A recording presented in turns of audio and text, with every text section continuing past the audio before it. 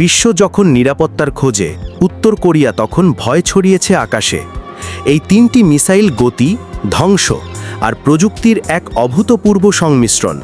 চলো দেখে নেই উত্তর কোরিয়ার ইতিহাসের সেরা তিনটি হাইপারসনিক পারমাণবিক অস্ত্র। নাম্বার 3, হোয়াসং 8, উত্তর কোরিয়ার প্রথম হাইপারসনিক মিসাইল। গতি মাক 5-এর বেশি, পারমাণবিক ওয়ারহেড বহনে সক্ষম। 2021 সালে বিশ্বকে চমকে দেয় এর সফল পরীক্ষা। নাম্বার 2, হোয়াসং 12-র হাইপারসনিক সংস্করণ। দূরত্ব 4500 কিলোমিটারের বেশি, টার্গেট ধ্বংসে অব্যর্থ। এটি মার্কিন ঘাঁটিগুলোকে নিশানা করেই ডিজাইন করা হয়। নাম্বার 1, হয়সং 18, একটি হাইপারসনিক আন্তঃমহাদেশীয় মিসাইল। এটি পারমাণবিক ধ্বংসযজ্ঞ ঘটাতে সক্ষম এবং রাডার ফাঁকি দিতে পারে সহজেই। এটাই উত্তর কোরিয়ার সবচেয়ে ভয়ঙ্কর অস্ত্র।